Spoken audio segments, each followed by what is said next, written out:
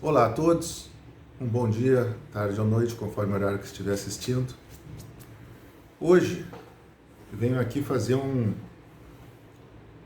uma elucubração, pensar um pouquinho num ponto que me chamou a atenção, porque foi uma das coisas que me marcou nas aulas de Direito, né? Que foi em pós-graduação e não vou emitir a opinião que não vou dizer que essa opinião é minha, mas eu achei uma opinião bem interessante, tá? É um ponto de vista sobre produção independente, né? De filho, a mulher ter o filho independente, certo? Como disse, reforço, porque há pessoas que parece que não entendem. Eu não estou dizendo que a opinião é minha, mas eu achei muito interessante e inteligente a opinião. E vou explicar. É assim, ó. Muito se fala que a mulher pode fazer o que quiser com o seu próprio corpo. Muitas pessoas dizem que sim, muitas dizem que não. Um dos pontos de maior que ocorre maior divergência é o aborto, né? Alguns dizem, inclusive, que o bebê que está no corpo da mulher não faz parte do corpo dela, então ela não poderia disso dispor. Pois bem, são teses, não vou entrar nesse mérito, não vou nem opinar. Quanto a isso, eu tenho minha opinião, se alguém algum dia quiser ouvir, eu faço um vídeo para isso. Mas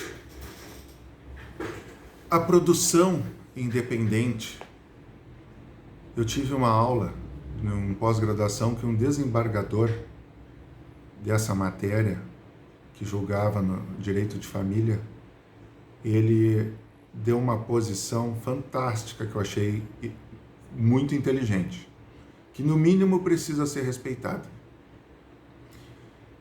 E precisa ser respeitada ainda mais porque esse desembargador era ateu. E eu vou dizer, ateu legítimo. Por que ateu legítimo? Porque a gente tem diversos tipos de ateus, né? A gente tem aquele ateu que, quando ele começa a explicar por que é ateu e começa a dizer que não acredita em Deus, porque o mundo é uma bagunça, o mundo é uma barbárie, tu já sente a revolta dessa pessoa com Deus. Então você vê que ele é mais revoltado com Deus do que ateu. Ele é uma pessoa assim meio vingativo, meio vingativa, né? Uma pessoa meio vingativa. Mas esse ateu legítimo. Por quê? Porque ele não era revoltado com Deus, ele dizia que simplesmente não acreditava. Ele não fazia maiores conjecturas sobre... Você não via revolta naquela afirmação dele de que não acreditava em Deus. Ele era uma pessoa que realmente não acreditava.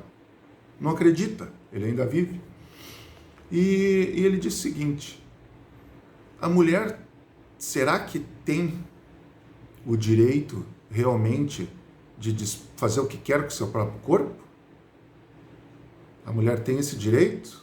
Ele disse que até acreditava que tinha, que a mulher tem esse direito, mas que vai muito além de fazer o que quer com o seu corpo, porque ela está interferindo também numa criança que virá, que ela de pronto já não vai estar permitindo a ela escolher se quer ou não ter um pai e uma mãe.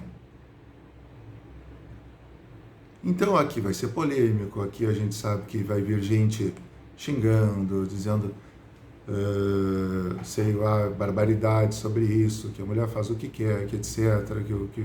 Mas realmente eu achei muito interessante essa posição do desembargador esse. E me fez pensar muitas coisas. Como é que a mulher, ela faz o que quer com o corpo dela, mas a partir do momento que ela está tendo um filho sozinha, ela está decidindo que aquela criança não vai ter um pai. E não se compara a um pai que morreu. Muitos podem dizer, tem pai que abandona o filho. Tem. Mas é um direito da criança ter o pai na sua certidão, tanto que hoje em dia é automático o procedimento de buscar o pai se a mulher registrar sozinha o filho.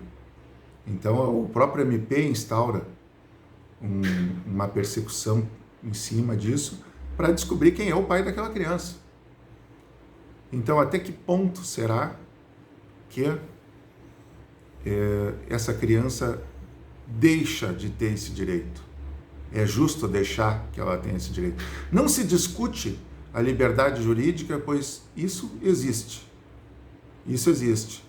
Se discute aqui tão somente um ponto de ser justo ou não, porque o direito muda conforme os costumes, né?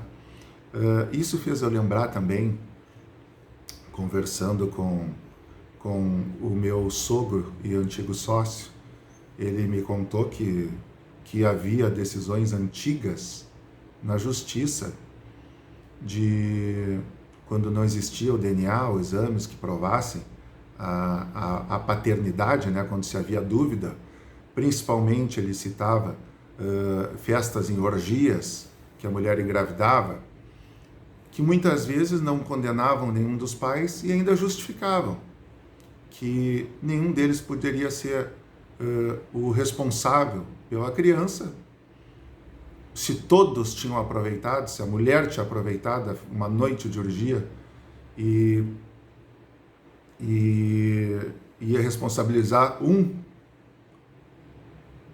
pela criança, só que com a modernidade, com o exame que sabe, que encontra quem é o pai, não é só pensar que um dos homens não seja o culpado, mas se pensa no direito que essa criança tem de ter um pai.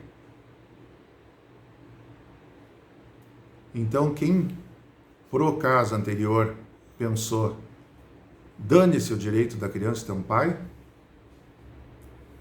analise esse caso que eu expus agora e veja se realmente a criança não tem o direito de ter um pai, né?